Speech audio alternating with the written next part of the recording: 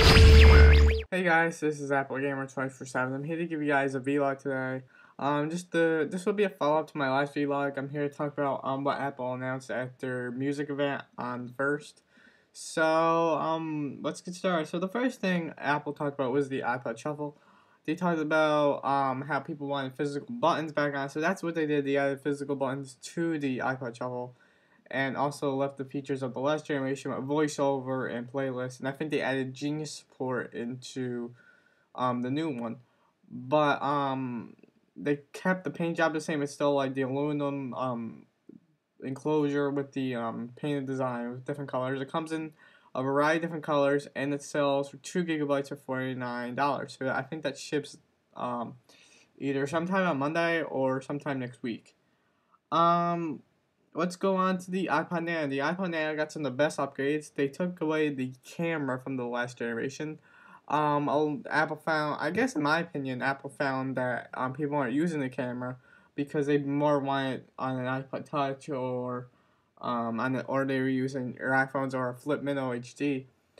But they took away the camera, and they took away the click wheel also. So all this is a touchscreen, and it's a touchscreen based iPod now. So it joins Apple's touch family of devices. It runs a watered down version of iOS that only does music, a few games, basic stuff. There's no app store or anything, and it has a little clip on it that you can clip onto your shirt. And what it does, if you clip it on your shirt upside down, if you want to use the screen, you can actually rotate it with your fingers. Now, in my opinion, that should be an accelerometer, but yeah, that retails for $150 for 8 gigs. I think it's $179 or $200 for 16 gigs, and that also ships next week as well. The Apple Touch got the iPhone 4 upgrades that I wanted. It has it's even thinner than ever. It has a Retina display, 2 cameras, a VGA camera, front-facing camera, same one that's on the iPhone 4, but I think this one shoots in a lower resolution than the iPhone 4. I think this one's a little bit different. And it also has a 5 megapixel, I believe a 5 megapixel HD video camera on the back. So you can use that for YouTube or shooting videos or antenna, whatever you wanted. And he also included FaceTime support in there as well. A lot of people have also been saying, I've been reading this online, that they want 3G networking inside the iPod Touch. I don't see that ever coming to an iPod anytime soon. The reason is that defeats the purpose to buy an iPhone, because if you get a 3G networking on an iPod Touch, you can just download Skype and make your calls that way. So I think that's contradicting the iPhone, but the Apple could put some limitations to the iPod, that you can only use it to do FaceTime calls, or you can only use it to check email or update certain apps. But who knows what they might do next year. There's no new updates to the iPod Classic. The iPod Classic is still the same iPod as ever. I think it's still 160 gigs for $249. Now this is probably the coolest one, and I'm planning to pick one of these up. Is the Apple TV got a sort of a redesign, a few updates, I guess. The Apple TV is now small, cool, and tiny. At least that's Apple. At least what's Apple saying. It retails for $99 and includes the aluminum Apple remote. You can rent. It has no storage medium, so you can just rent videos and TV shows off iTunes, and stream it live. And you can also use your iPod Touch or your iPhone or iPad as a remote. So that's pretty cool. And they also introduced AirPlay, which I'll talk about in a second. And that was basically about it with the Apple TV. It just has built-in power supply. It uses only HDMI. The only resolution it goes up to is 720p, which I think isn't really that bad, because I know 1080p TVs are cheap, but I think Apple's on the iTunes using the online streaming only can support 720p. So you have to give and take a little bit for the new Apple TV. I'm sorry guys, I'm losing my voice too if I sound quieter.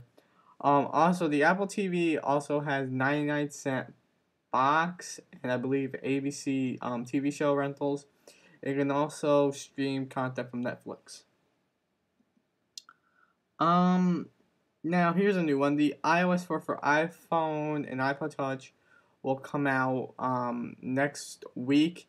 That will fix the proximity sensor issues in the iPhone 4, the Bluetooth issues inside, I think, both devices, and also gives a little bit more stabilization to the iPhone 3G in case those people are having iPhone 3G issues. And I have experienced iPhone 3G issues with my dad's iPhone 3G, but I think that new update should help a lot with that.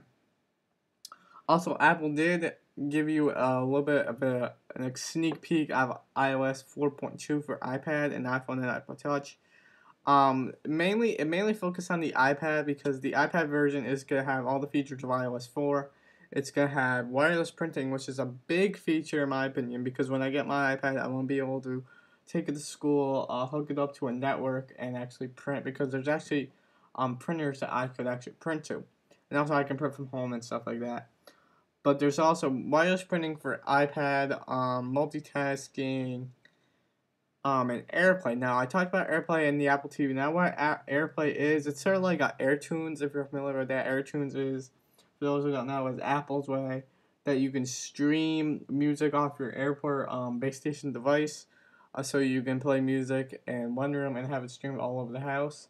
So what that it does now is that it does not only music but photos and videos, and you can stream it to an Apple TV, and I believe Apple TV, another computer, I think a bunch of computers, and I think some iPhones, but I'm not really that sure. So that's what basically what AirPlay is. Finally, the last one is iTunes 10. Apple just updated iTunes to the 10th version, and I have to say it is pretty cool. It's right here. I will give you guys just a little tour since I'm here. So if we go into the store here, store got got a little redesign. I think the buttons got a little bit more rounded, and it does look a little bit better. And then the newest one is Ping. So if you guys want to follow me, you can click here. Ping is like Apple's social media service for iTunes. So you can post your favorite albums here and have people follow you, and just your recent activity. So it's basically Facebook for iTunes, I guess. So yeah, let's go over here. So yeah, that's basically about it. Now, besides the Apple stuff, just random video updates I have going on. I'm planning to shoot my room tour video, either tonight or tomorrow. I have some other videos lined up. I'm not sure I'm gonna do them. I'm not sure if I'm gonna do a review of the case for my iPhone because I'm not really sure if people want to see that or not. If you do, just post it. Post something down in the comments. I'll make a video on it or something. But other than that, that's basically all the videos I had for a while. I start school on Tuesday, and I'm going to be getting into a tighter schedule for making videos. But other than that, anyway, guys, I'll see you guys in the next